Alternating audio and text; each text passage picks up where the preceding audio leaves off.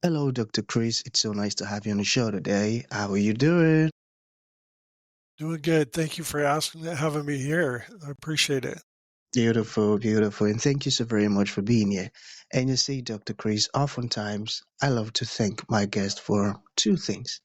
And I do this so often to the point where it has become my anthem. So, firstly, I want to say thank you so very much, Dr. Chris, for investing in yourself. You see, you are on this platform right now because you did invested in yourself. And oftentimes, I love to make reference to the amazing mango tree. You see, doctor, some couple of months back, I was on a particular road, and just by the roadside, there was this very tall, unattractive mango tree. And I use the word unattractive because the mango tree's got no mangoes on it, and the leaves were all dry. So I just walked past it and I went my way. But you see, Dr. Chris, just recently, I was on that same road. And this time around, a lot's changed about the mango tree. You see, the mango tree caught my attention pretty good from a distance. And immediately I got the urge to move so close to it, of which I did. And it wowed me. Because now the mango tree's got a lot of mangoes on it, beautiful green leaves and healthy branches. And not just mangoes now, Doctor, I'm talking about ripe mangoes. It was such a lovely experience that day. I was so excited. Here is my point. Excuse me. The fact that you dedicated your time, energy, and resources to becoming the amazing Dr. Chris that you are today, that alone has made it really impossible for me to say no to you. You see, getting to read a little bit about you, your insights, your philosophies, and how you're offering your solutions to the world, it's amazing.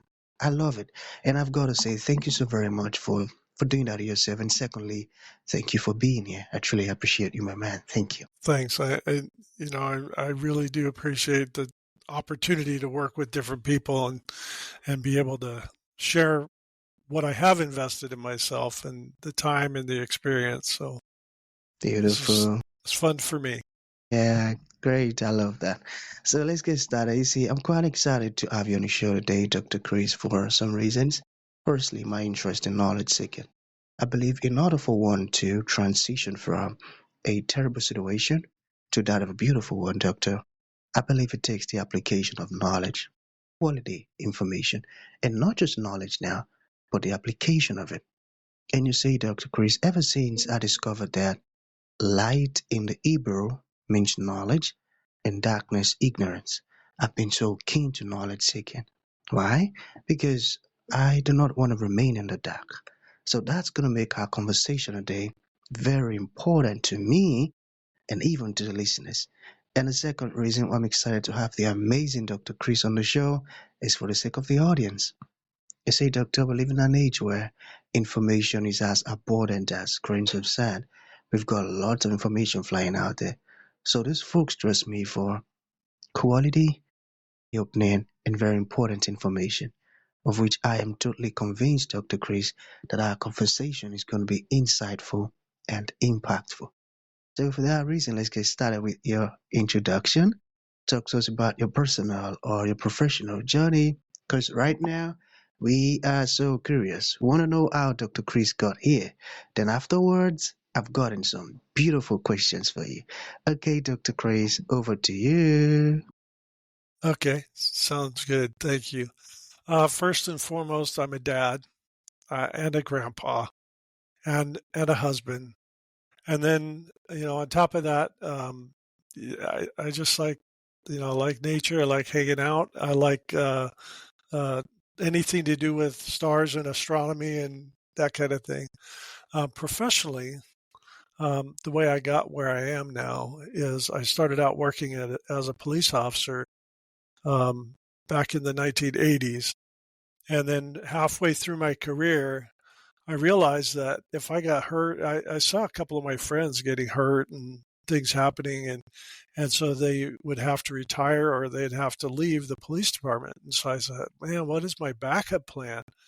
At that time, I was 40 years old, already had three of my four kids, And I was thinking, what am I going to do? You know, a good cop has a backup plan, right? And so I didn't have a backup plan.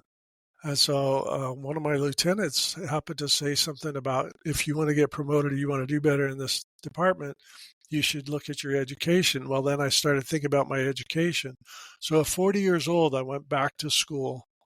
You know, I like to say I had a PhD before I went back to school, but that was a public high school diploma.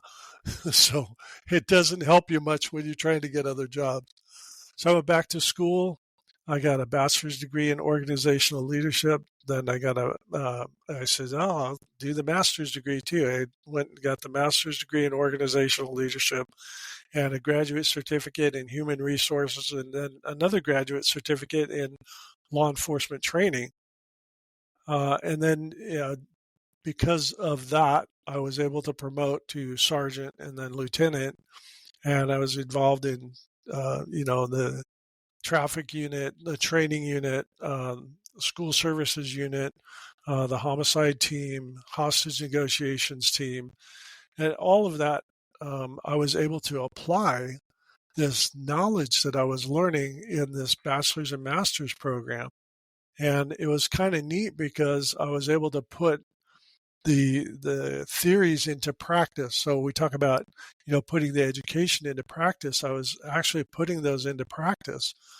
And then I retired from the police department in 2010, and then realized that there was a doctorate program in organizational leadership, the same stuff I've been working in. And so I went back and got the doctorate degree in organizational leadership. So after doing that, I started actually the one book behind me, the white book back there, is SCORE Performance Counseling. And that one was all of the data that I'd been researching for my doctoral dissertation. And then the college said, hey, Chris, we want you to do this. We want you to do your dissertation on something different. I go, what am I going to do with all this data that I'm? They said, well, make it into a book. That's what the dissertation is anyway. Make it into a book. So I made it into a book. Anyway, so then I started looking at this organizational leadership stuff, and I was teaching leadership throughout the country to different police departments and law enforcement agencies, sheriffs, fire departments, emergency medical people, and realized that all of this stuff is behavior based.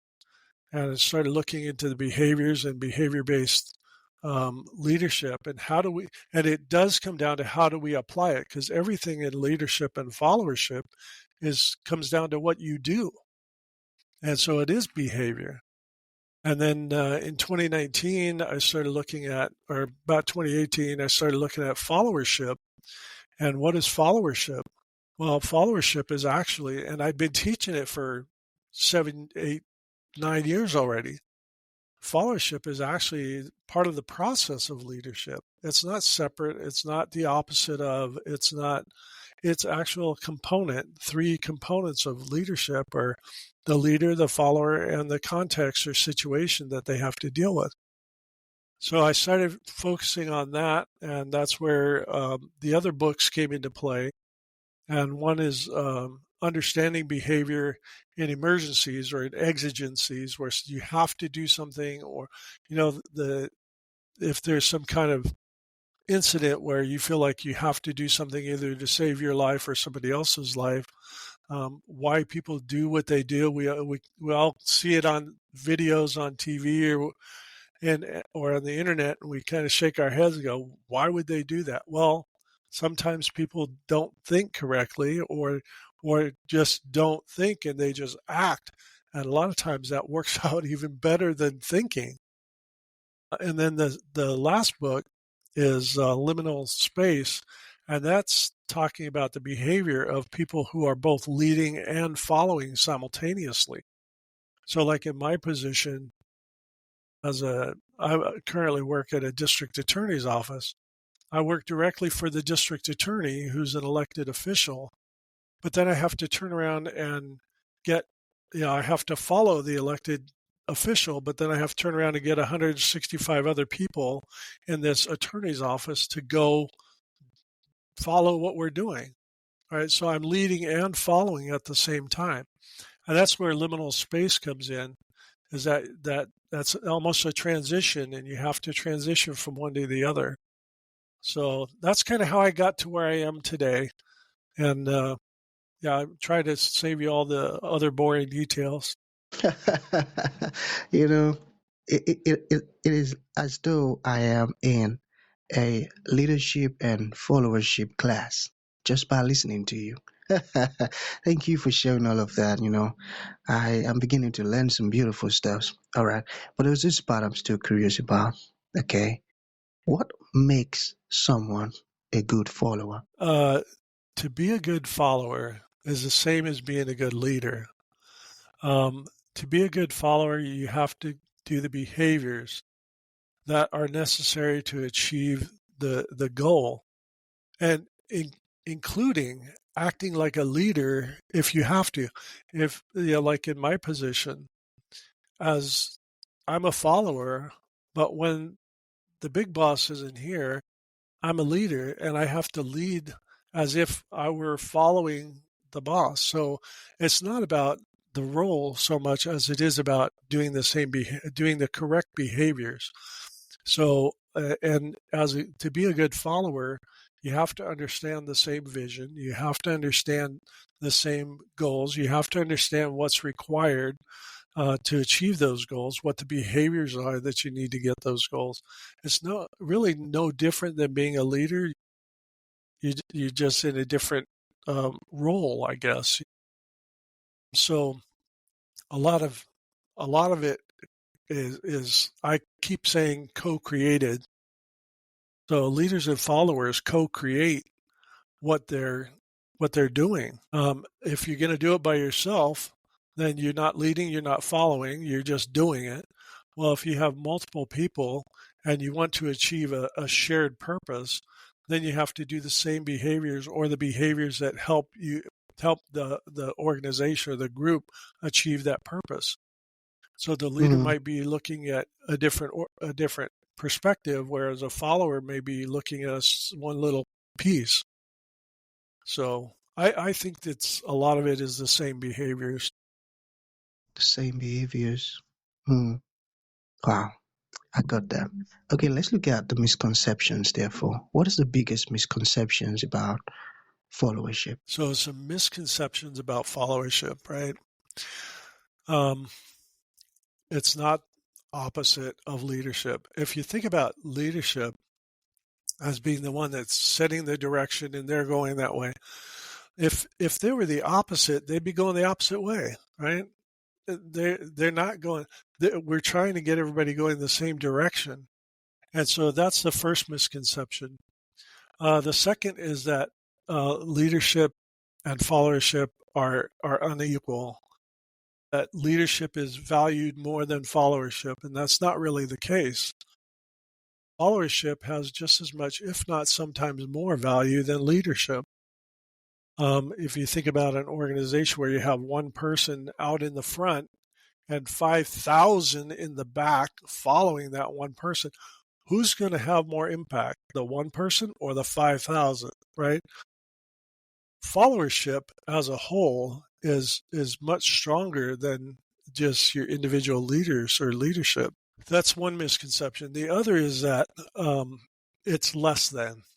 That followership is less than leadership. And so I do this thing in my trainings. I take a coin and I ask somebody, okay, what's the value of this coin? And they'll tell me the value of the coin. And it depends on which coin I have in my pocket at the time. So I hand them the coin. What's the value of this coin? And they'll tell me. And I say, okay, now look at the head side. Now think of the head side as the leader and the tail side as the follower. Which one has more value? And they'll sit there for a minute and they'll think about it. And well, neither one, because they both are, just two sides of the same coin. Exactly.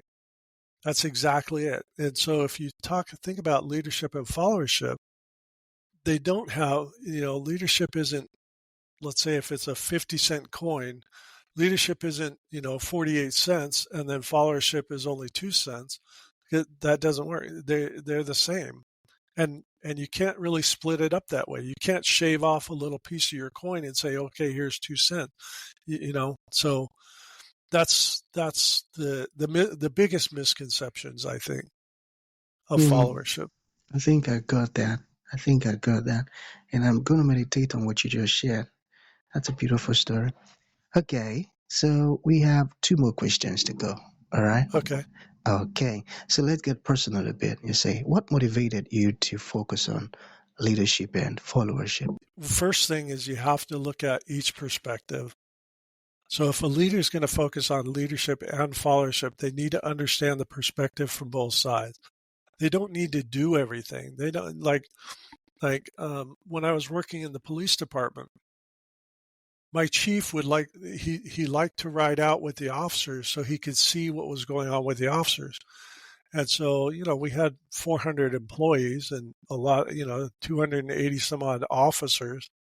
And so the chief would ride out with them to understand what they're dealing with and where they're coming from.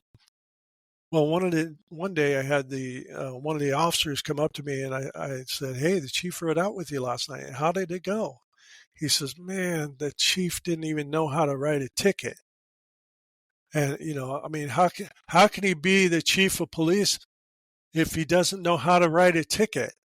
And I said, well, first off, I don't expect the chief to know how to write a ticket. I do expect the chief to know how to build our budget. I do expect the chief to know how to get us the supplies we need and work Mm, with the unions. And, so each person needs to understand their perspective. And so leadership needs to understand the perspective of followers. That doesn't mean they need to know every little uh, task that yeah. the followers have to do. Mm, Just have a general knowledge of it. wow, that's so true. That's so true. So, how can organizations apply behavior-based leadership? I'm sorry, you broke up on that last part. How can they apply what? Yeah, behavior-based leadership. So, the best way to apply it is to look at the behaviors. And that's the other thing that I wrote in the Liminal Space book is if you look at if you're thinking about leadership as just the position, then you're not going to be as effective.